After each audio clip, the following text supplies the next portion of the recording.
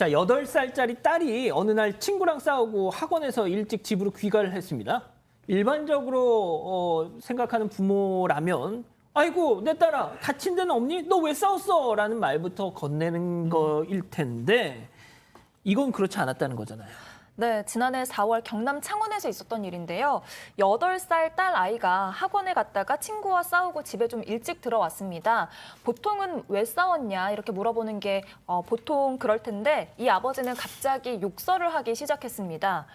인생 참 살기 힘들다. 뭐 집에 들어오면 편한 날이 없다. 네가 뭔데 선생님한테 기어오르냐. 네가 뭐가 잘나서 선생님을 괴롭히냐. 이런 말을 아이한테 쏟아낸 겁니다.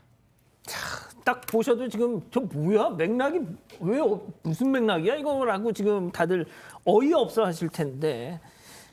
자, 문제는 여기서 끝이 아니었다는 거죠. 체크포인트 짚어봅니다. 밟았습니다. 자기 딸, 8살짜리 자기 딸을 밟았습니다. 예?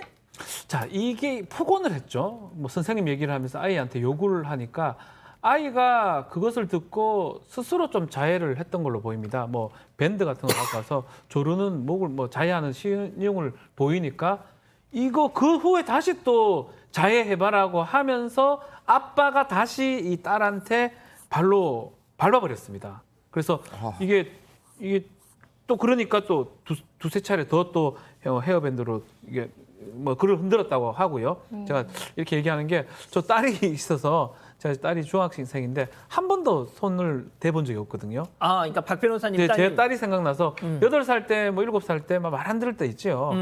되게 못됐고 막 그렇게 행동할 때 있지만 그렇다고 해가지고 뭐 자해도 하지도 않을 뿐더러 자해한다 해가지고 발을 밟는다는 거는 상상하기가 좀 어려운데 지금 저 사파처럼 작은 아이를 지금 밟았다고 지금 합니다.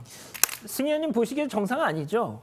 아니 제가 지금 이 사건 보면서 제일 좀 당황스러운 게 아이가 뭔가 잘못했으면 잘못하는 데에 대해서 지금은 징계권이 없어졌어요. 그러니까 아이한테 말로 타이를 셔야 됩니다. 절대로 폭행을 하시면 안 되는데 아이가 잘못했으면 그 잘못했는 부분에 대해서 타이르면 되는데 그 아버지의 그 행동이 정말 이해가 안 되잖아요. 아까 앵커 말씀했다시피 싸우고 왔으면 다친 데 없는지부터 먼저 찾아야 되고 그 싸우는 게 아이가 잘했는지 못했는지의 그 잘잘못을 따지지 않고 네가 왜 선생님한테 그렇게 따졌냐, 뭐 이렇게 아까 보면 기어타느냐, 뭐 이렇게 좀 굉장히 나쁜 말을 했는데, 그럼 아이 입장에서는 정말 자기가 억울한데 자기가 마지막에 믿을 수 있는 사람이 아버지거든요. 근데 아버지조차도 저런 행동 보이면 그 딸의 비정상적인 행동은 저는 충분히 이해가 돼요. 그런데 그 아버지가 다시 한번 더 해봐라라고 이야기하는 거는 그냥 아이에게 관심 있는 게 아니라 그 아버지 스스로 굉장히 자기 중심적인 생각에 빠져 있는 게 아닌가 그렇게 생각합니다. 소장님, 네. 저 아버지란 사람은 일단 뭐 딱 들어도 제정신이 아닌 것 같습니다. 자, 그런데 그 아이의 반응을 보고 저는 너무 충격을 받았는데 아이가 네. 아버지가 막 그렇게 폭언을 퍼부으니까 아이가 뭐 어떤 헤어밴드로 자해를 시도했다. 8살짜리가 네. 예? 일단 얘가 그렇다면 그 전부터 어떤 일이 있었길래 아이가 자해를 시도할까? 네, 너무 안타깝죠. 8살 아이가 이제 자기를 못 살게 구는 거죠. 이제 청소년 자해하고는 틀립니다. 청소년 자해는 정말로 자기를 아프게 해서 뭔가 표현하고 분출하고 싶은 건데요. 8살 아이는 이런 걸로 보입니다. 그러니까 너무너무 괴로운데 대들지는 못하죠. 무서우니까 뭐 울거나 대들거나 뭐 막 이러지 못하죠. 두 번째는 의지할 곳도 없는 것으로 보입니다. 엄마가 어디 가셨는지 모르지만 어쨌든 울고 무섭다고 호소할 곳이 없는 것 같아요. 그리고 세 번째는 이렇게 어린 아이들은요. 너무 순수해서 아빠가 뭐라고 할 때 아빠가 나쁜 사람이구나라는 걸 아직 판단 못할 수 있어요. 아, 내가 뭐 되게 잘못해서 내가 나쁘구나. 그러니까 내가 나를 이렇게 혼내는 나는 나쁜 애야. 그러니까 그때 아이들은 엄마 아빠가 이혼을 해도 나 때문에 이혼했구나. 엄마가 날 때려도 내가 잘못했구나라고 순수함을 유지할 때예요. 그러니까 그 괴로움을 막 자기를 괴롭히면서 아마도 어떻게 해소하고 있지 않았을까라는 생각이 듭니다. 자, 그리고 또 한 가지.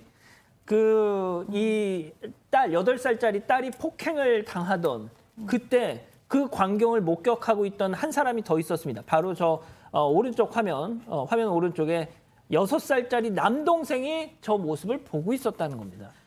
네. 그러니까 이 맞고 자란 아이들은 옆에 보고 있는 아이도 마찬가지예요. 아직은 뭐 몸은 맞은 아이가 더 아팠다고는 하지만 본 아이에게도 정서적 심적으로는 똑같은 해가 주어지는 겁니다. 뭐냐면 때린 아빠를 미워하고 응징하고 싶어하고 인간에 대한 불신을 갖고 보복하고 싶어하는 그런 마음이 있고요.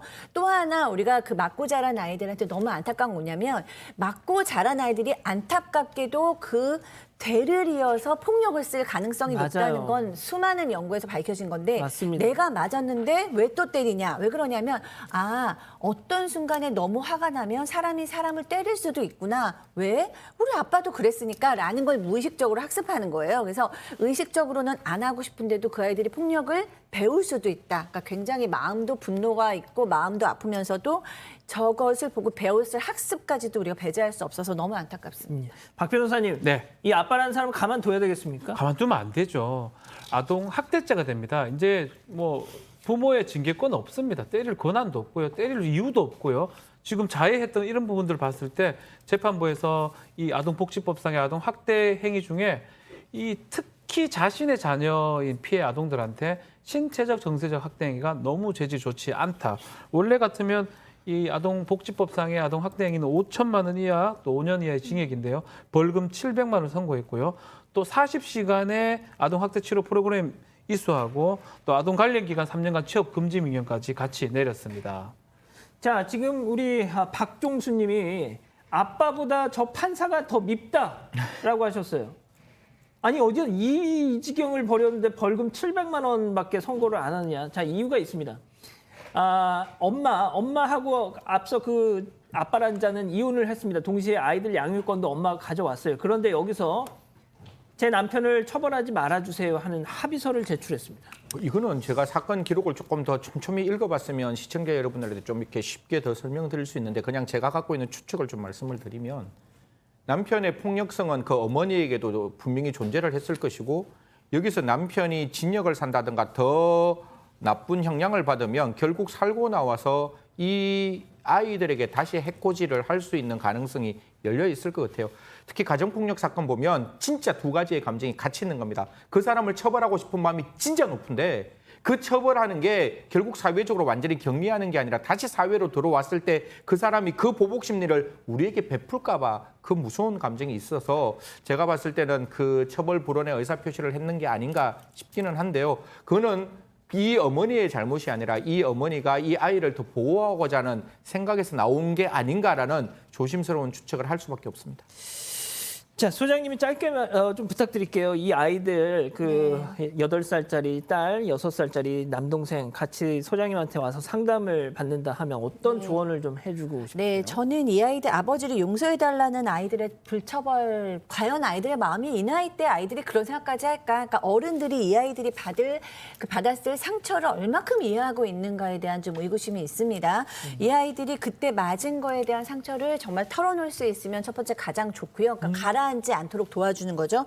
두 번째로는 엄마가 됐던 상담 선생님이 됐던 다른 어른들이 됐던 다시 너는 맞지 않을 거야. 너는 소중해. 우리가 지켜줄 거야. 라는 메시지가 전달되었으면 좋겠습니다.